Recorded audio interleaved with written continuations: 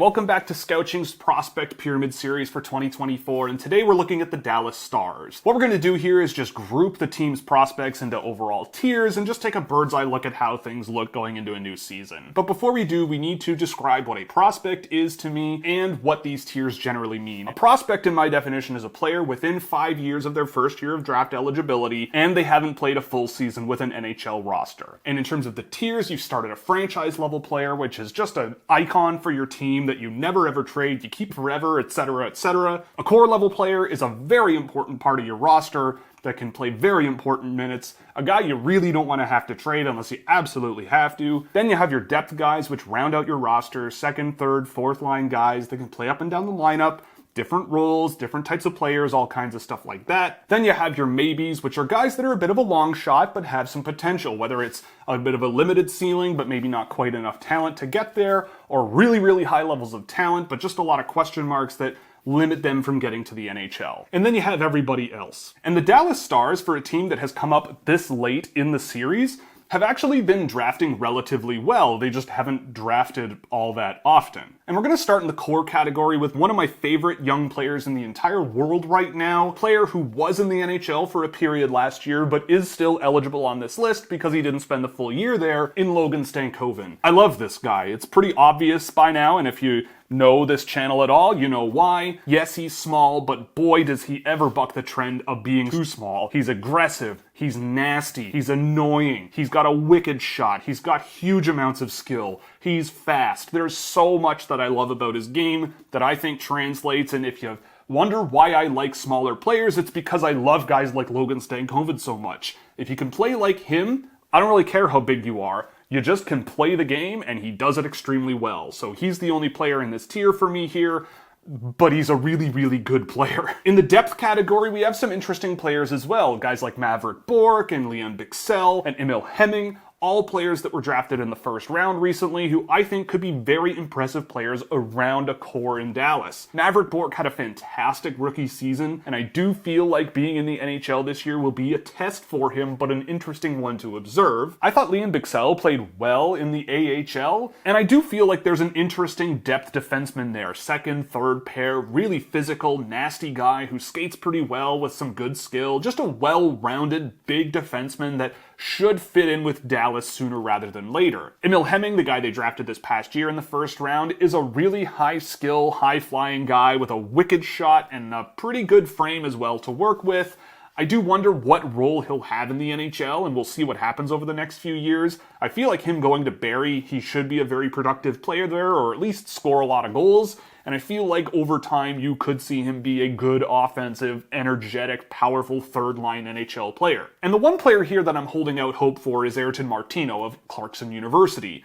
This isn't the best NCAA program, but he has been one of their leading scorers, if not the most productive player since he got there on the team. He's just such a skilled, creative, offensive guy, and I feel like there's so much potential here that as a depth offensive third-line guy or something like that, there could be a role for him, and in time there should be. He is on the older side of things, and I would hope that he takes another step in his career in the NCAA this year, but all things considered, he puts up pretty good numbers at that level, and I feel like over time, we should see him continue to build on that, but time will tell. Down in the maybes category, we have some other interesting players here as well. Tristan Bertucci worked his way up into the maybes category for me. I really liked what I saw out of him this year, but I just want to see him be a little more assertive with the puck on his stick. He does move around the ice really well. He's got a lot of skill. It's just a matter of rounding things out a little bit and feeling the game out a little bit better to be more of a 200-foot impact guy, but I really like the rawness of Bertucci's game.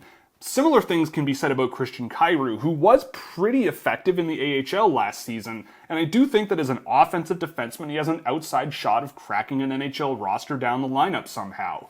The same could be said about Aaron Minetian, the same I said about Bertucci could be said about an Aaron Minetian. Really impressive talent with great mobility and pretty good skill as well, just putting it all together to find a role, find a comfort zone, and really settle in, I think is a bit of a work in progress for him, but that's not a bad thing at all. I really like what I've seen out of Minetian, and we'll see how things go for him in his college career from here. Maxim Mayorov is another one we've got in here who has been playing really, really well in the junior level in Russia to this point. I've seen him a few times and he's been really, really good, albeit on a really good team with a really light workload on him. But in terms of the numbers and probabilities and all of these things look pretty good for a guy like Mayorov. And then you have everybody else, and everyone else is just, well, everyone else. And I think there are some guys here that might work their way up long-term on this list. Guys like Gavin White are kind of interesting to me. A guy like Matthew Semenoff might have some bottom six potential there. But a lot of these guys I feel like are high-skill players that just haven't quite developed very much, or players that needed to develop more skill and more pace and more offense and just haven't quite gotten there yet. A lot of these players, it's not over for them, of course, but a lot of them are on the older side of the equation, and statistically speaking, it doesn't look super, super promising, but time will tell. Daniel Ljungman was pretty decent in Hockeyallsvenskan last year. Angus McDonald was pretty decent in the OHL, and we'll see how things go, but these are just a bunch of guys who we'll see what happens. And so we've come to the end of the Dallas Stars. They've been a really impressive team over the last few years for being such a competitive NHL club